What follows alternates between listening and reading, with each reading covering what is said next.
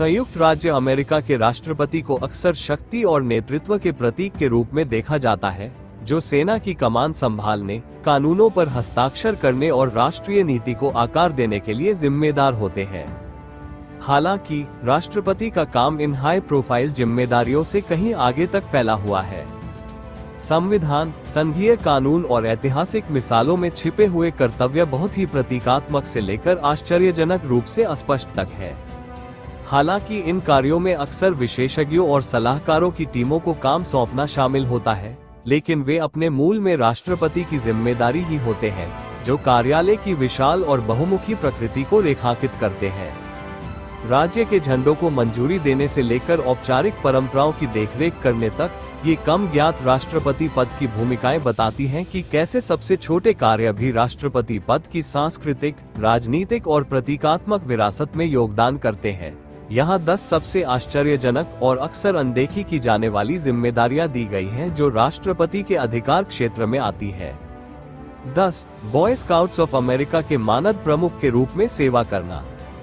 1910 से हर अमेरिकी राष्ट्रपति ने boy scouts of America (BSA) के मानद अध्यक्ष के रूप में कार्य किया है, एक परंपरा जो कार्यालय को देश के सबसे बड़े युवा संगठनों में से एक से जोड़ती है। इस भूमिका में नेतृत्व, सामुदायिक सेवा और नागरिकता जैसे स्काउटिंग मूल्यों का समर्थन करना शामिल है। राष्ट्रपतियों ने राष्ट्रीय जंबोरी सहित प्रमुख कार्यक्रमों में भाग लिया है और अक्सर व्हाइट हाउस में ईगल स्काउट्स के लिए पुरस्कार समारोह आयोजित किए हैं। उदाहरण के लिए, राष्ट्रपति जॉन एफ कैनेडी, जो खुद एक पूर्व स्काउट थे, ने सक्रिय रूप से संगठन का समर्थन किया और युवा अमेरिकियों के चरित्र को आकार देने में इसकी भूमिका की प्रशंसा की। इसी तरह राष्ट्रपति ओबामा ने जंबोरी के दौरान स्काउट्स के लिए विशेष संदेश रिकॉर्ड किए। हालांकि भूमिका हमेशा विवादों से मुक्त नहीं रही है। राष्ट्रपतियों को कभी-कभी समावेश पर BSA की नीतियों, जैसे LGBTQ जोड़ सदस्यों और नेताओं के बारे में निर्णयों पर सार्वजनिक बहस में शामिल होना पड़ा है। इन चुनौतियों के बावजूद मानद राष्ट्रपति पद नागरिक मूल्यों पर कार्यालय के स्थायी प्रभाव को उजागर करता है। 9. मीट्रिकेशन उद्घोषणाएं जारी करना। जबकि अमेरिकी भारी संख्या में शाही प्रणाली को पसंद करते हैं, राष्ट्रपति को घोषणाओं के माध्यम से मीट्रिक प्रणाली को अपनाने को प्रोत्साहित करने का काम सौंपा गया है। ये जिम्मेदारी 1975 के मीट्रिक रूपांतरण अधिनियम से उत्पन्न हुई है, जिसने संघीय एजेंसियों और व्यवसायों के लिए मीट्रिकेशन को माप की पसंदीदा प्रणाली घोषित किया। हालांकि इस पहल को कभी पूरी तरह से साकार नहीं किया गया, लेकिन राष्ट्रपति ने इस विचित्र अधिकार को बरकरार रखा है। राष्ट्रपति गेराल्ड फोर्ड और जिमी कार्टर दोनों ने मीट्रिकेशन को बढ़ावा देने वाले बयान जारी किए, विशेष रूप से वैज्ञानिक क्षेत्रों और अंतर्राष्ट्रीय व्यापार में। हालांकि 1970 के दशक में मीट्रिक सड़क संकेतों के प्रति सार्वजनिक प्रतिरोध ने व्यापक रूप से अपनाने को रोक दिया। हाल ही में राष्ट्रपतियों ने फार्मास्यूटिकल्स जैसे उद्योगों में मीट्रिक उपयोग को प्रोत्साहित करने पर ध्यान केंद्रित किया है, जहां ये पहले से ही वैश्विक मानक है। हालांकि शायद ही कभी इस पर जोर दिया जाता है, लेकिन ये कर्तव्य अंतर्राष्ट्रीय मानदंडों के साथ तालमेल बिठाने के लिए सरकार के चल रहे संघर्ष को दर्शाता है। 8. व्हाइट हाउस बीहाइव का प्रबंधन करना। ओबामा प्रशासन के दौरान व्हाइट हाउस के मैदान में एक मधुमक्खी के छत्ते की स्थापना ने राष्ट्रपति के पोर्टफोलियो में एक आश्चर्यजनक पर्यावरणीय जिम्मेदारी जोड़ दी। जबकि पेशेवर कर्मचारी छत्ते की देखभाल करते हैं, इसका व्यापक उद्देश्य परागण स्वास्थ्य के बारे में जागरूकता बढ़ाना राष्ट्रपति के प्रतीकात्मक प्रबंधन के अंतर्गत आता है। छत्ता सालाना 100 पाउंड 45.4 किलोग्राम से अधिक शहद पैदा करता है, जिसका अधिकांश हिस्सा राजकीय रात्रिभोज, छुट्टियों के उपहारों और पर्यावरण शिक्षा प्रयासों के हिस्से के रूप में उपयोग किया जाता है। उदाहरण के लिए, शहद को दुनिया भर के नेताओं को परोसा गया है, जिसमें चीनी राष्ट्रपति शी जिनपिंग के लिए 2015 का राजकीय रात्रिभोज भी शामिल है। प्रथम महिला मिशेल ओबामा ने भी अपने लेट्स मूव अभियान को बढ़ावा देने के लिए छत्ते का इस्तेमाल किया, जिसमें टिकाऊ कृषि में परागणकों की भूमिका पर प्रकाश डाला गया। छत्ता इस बात का उदाहरण है कि कैसे छोटी छोटी पहल महत्वपूर्ण पर्यावरणीय मुद्दों के बारे में जागरूकता बढ़ा सकती है। 7. प्रेसिडेंशियल इमरजेंसी सैचेल न्यूक्लियर फुटबॉल की कमान संभालना। न्यूक्लियर फुटबॉल, जिसे आधिकारिक तौर पर प्रेसिडेंशियल इमरजेंसी सैचेल कहा जाता है, राष्ट्रपति पद की सबसे गंभीर जिम्मेदारियों में से एक है। इस ब्रीफकेस में परमाणु हमला करने के लिए आवश्यक उपकरण और प्रमाणीकरण कोड होते हैं। इसे एक सैन्य सहायक द्वारा ले जाया जाता है जो हर समय राष्ट्रपति की पहुंच में रहता है, चाहे वह व्हाइट हाउस में हो या विदेश यात्रा पर। हालांकि फुटबॉल के विवरण गोपनीय है, लेकिन इसमें एक सुरक्षित संचार प्रणाली और पूर्व स्वीकृत स्ट्राइक विकल्पों की एक सूची शामिल है। 6 जनवरी को कैपिटल हमले के दौरान उपराष्ट्रपति माइक पेंस के साथ फुटबॉल की निकटता ने इस उपकरण की सुरक्षा के उच्च दांव को उजागर किया। ये सैचेल देश की रक्षा पर राष्ट्रपति के अंतिम अधिकार और इसके दुरुपयोग के भयावह परिणामों की निरंतर याद दिलाता है। 6. राष्ट्रीय स्मारकों का नामकरण। 1906 का पुरावशेष अधिनियम राष्ट्रपति को राष्ट्रीय स्मारकों को नामित करने का व्यापक अधिकार देता है, जिससे उन्हें कांग्रेस की स्वीकृति के बिना महत्वपूर्ण भूमि, संरचनाओं या कलाकृतियों की रक्षा करने की अनुमति मिलती है। इस शक्ति का उपयोग Statue of Liberty, Calvin Coolidge द्वारा नामित, और यूटा में Grand Staircase Escalante, Bill Clinton द्वारा नामित, जैसे प्रतिष्ठित स्थलों को संरक्षित करने के लिए किया गया है। राष्ट्रपतियों ने इस शक्ति का उपयोग सांस्कृतिक रूप से महत्वपूर्ण स्थलों की रक्षा के लिए भी किया है, जैसे कि राष्ट्रपति ओबामा द्वारा न्यूयॉर्क शहर में स्टोनवॉल राष्ट्रीय स्मारक को नामित करना, LGBTQ जोड़ अधिकारों का सम्मान करना। आलोचकों का तर्क है कि यह अधिकार कभी कभी स्थानीय इनपुट को दरकिनार कर देता है, जैसा कि राष्ट्रपति ट्रंप द्वारा यूटा में बियर्स राष्ट्रीय स्मारक के आकार को कम करने पर देखा गया था। फिर भी इस अद्वितीय राष्ट्रपति कर्तव्य ने एक सदी से भी अधिक समय से राष्ट्र की संरक्षण विरासत को आकार दिया है। 5. व्यक्तिगत राष्ट्रपति मोहर का स्वामित्व।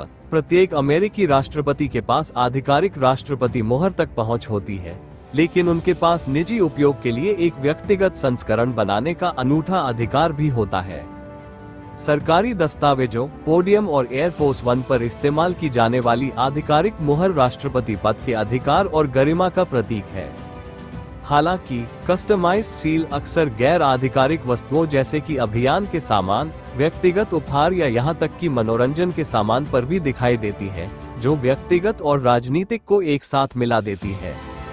उदाहरण के लिए, राष्ट्रपति ट्रंप की कस्टमाइज्ड सील को उनके रिजॉर्ट में बेचे जाने वाले गोल्फ परिधानों पर प्रमुखता से प्रदर्शित किया गया था, जिसने इसके व्यावसायिक उपयोग के लिए ध्यान और आलोचना दोनों को आकर्षित किया। इसी तरह राष्ट्रपति ओबामा की व्यक्तिगत सील आने वाले गणमान्य व्यक्तियों को दिए जाने वाले स्मारक बास्केटबॉल पर दिखाई दी, जो खेल के प्रति उनके प्रसिद्ध प्रेम को दर्शाता है।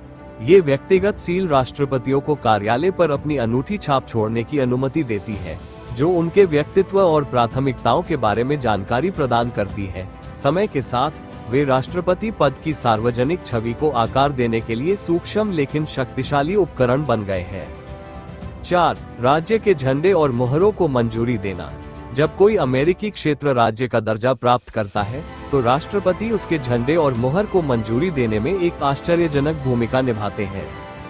ये कम ज्ञात कर्तव्य सुनिश्चित करता है कि नए राज्य अमेरिकी मूल्यों और आदर्शों को दर्शाने वाले प्रतीकों को अपनाएं। उदाहरण के लिए, राष्ट्रपति ड्वाइट डी आइजनहावर ने 1959 में अलास्का के राज्य ध्वज को मंजूरी दी थी, जिसे 13 वर्षीय बेनी बेंसन ने डिजाइन किया था। बिग डिपर और नॉर्थ स्टार वाला ये झंडा क्षेत्र की प्राकृतिक सुंदरता और आकांक्षाओं का प्रतीक है। ये जिम्मेदारी केवल मंजूरी से कहीं बढ़कर है। ये राष्ट्र की पहचान को एकीकृत करने में राष्ट्रपति की भूमिका को रेखांकित करता है। हवाई के मामले में राष्ट्रपति आइजनहावर ने इसके प्रतिष्ठित ध्वज को मंजूरी देने की भी देखरेख की, जो द्वीपों के इतिहास का सम्मान करने के लिए ब्रिटिश यूनियन जैक के तत्वों को एकीकृत करता है।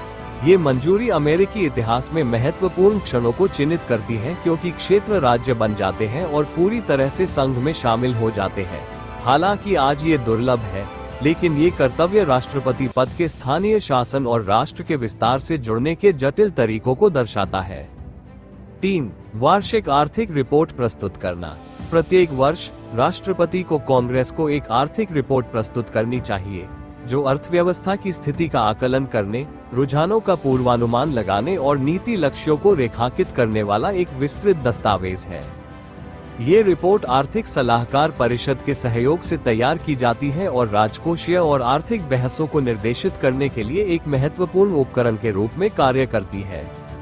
हालांकि इसे स्टेट ऑफ द यूनियन की तुलना में कम सार्वजनिक ध्यान मिलता है, लेकिन ये रिपोर्ट सीधे विधायी प्राथमिकताओं और आर्थिक चुनौतियों की सार्वजनिक समझ को प्रभावित करती है।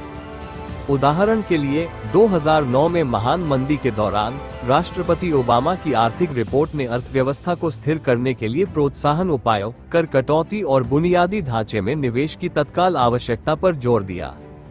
इसी तरह राष्ट्रपति बिडेन की 2022 की रिपोर्ट ने आपूर्ति श्रृंखला व्यवधानों पर प्रकाश डाला और मुद्रास्फीति से निपटने के लिए प्रस्तावित रणनीतियों पर प्रकाश डाला। रिपोर्ट में हरित ऊर्जा जैसी उभरती प्रौद्योगिकियों से लेकर अंतर्राष्ट्रीय व्यापार समझौतों तक के विशिष्ट आर्थिक क्षेत्रों को भी संबोधित किया गया है, जो वित्तीय नीति पर राष्ट्रपति के व्यापक प्रभाव को प्रदर्शित करता है। प्रकृति में तकनीकी होते हुए भी ये रिपोर्ट अल्पकालिक और दीर्घकालिक आर्थिक रणनीतियों को आकार देने में महत्वपूर्ण है। 2. राष्ट्रीय क्रिसमस ट्री को नियंत्रित करना। व्हाइट हाउस के पास एलिप्स पर स्थित राष्ट्रीय क्रिसमस ट्री को रोशन करने में राष्ट्रपति की भूमिका 1923 से चली आ रही एक प्रिय परंपरा है। जबकि यह आयोजन काफी हद तक औपचारिक है, ये राष्ट्रीय उत्सव के समय एक एकीकृत व्यक्ति के रूप में राष्ट्रपति की व्यापक भूमिका को दर्शाता है। ट्री लाइटिंग समारोह में अक्सर प्रसिद्ध संगीतकारों द्वारा प्रदर्शन, छुट्टियों के पाठ और प्रमुख सार्वजनिक हस्तियों की उपस्थिति शामिल होती है। हाल के वर्षों में ट्री ने स्थिरता जैसे आधुनिक विषयों को भी शामिल किया है, जिसमें राष्ट्रपतियों ने ऊर्जा कुशल LED लाइट या पर्यावरण के अनुकूल सजावट के उपयोग को बढ़ावा दिया है। उदाहरण के लिए राष्ट्रपति ओबामा ने अपने कार्यकाल के दौरान पर्यावरण संरक्षण पर प्रकाश डाला, जबकि राष्ट्रपति जॉर्ज W. बुश ने 9/11 के बाद इस कार्यक्रम का उपयोग पहले प्रतिक्रिया देने वालों और सैन्य कर्मियों को सम्मानित करने के लिए किया। अपने उत्सव के माहौल से परे, ये समारोह प्रतीकात्मक इशारों के माध्यम से भी राष्ट्रीय मनोबल और एकता को बढ़ावा देने में राष्ट्रपति पद की भूमिका को रेखांकित करता है। 1. स्मारक सिक्कों की धलाई का निर्देशन करना। राष्ट्रपति के पास स्मारक सिक्का कार्यक्रमों को मंजूरी देने का अधिकार है, जो महत्वपूर्ण घटनाओं, व्यक्तियों और वर्षगांठों का सम्मान करते हैं। US ट्रेजरी द्वारा ढाले गए ये सिक्के दोहरे उद्देश्य से काम करते हैं: इतिहास का जश्न मनाना और सार्थक कारणों के लिए धन जुटाना। उदाहरण के लिए राष्ट्रपति रीगन ने स्टैच्यू ऑफ लिबर्टी की शताब्दी के उपलक्ष्य में सिक्कों को मंजूरी दी, जिससे प्राप्त आय से प्रतिष्ठित स्मारक के जीर्णोद्धार में मदद मिली। राष्ट्रपति इन सिक्कों का उपयोग सांस्कृतिक और ऐतिहासिक मील के पत्थरों को उजागर करने के लिए भी करते हैं। राष्ट्रपति ओबामा के कार्यकाल में नागरिक अधिकार आंदोलन और doctor Martin Luther king junior की विरासत का सम्मान करने के लिए सिक्के ढाले गए। इसके अतिरिक्त राष्ट्रपति ट्रंप के कार्यकाल के दौरान जारी किए गए अपोलो 11 स्मारक सिक्कों ने चंद्रमा पर उतरने की 50वीं वर्षगांठ मनाई, जिसकी बिक्री का एक हिस्सा अंतरिक्ष अन्वेषण पहलों का समर्थन करता था। ये सिक्के अमेरिका की उपलब्धियों की मूर्त याद दिलाते हैं, जिसमें राष्ट्रपति राष्ट्र को अपने अतीत को याद रखने के तरीके को आकार देने में महत्वपूर्ण भूमिका निभाते हैं। वीडियो देखने के लिए आपका बहुत बहुत धन्यवाद। इस तरह के और वीडियो के लिए सब्सक्राइब करें।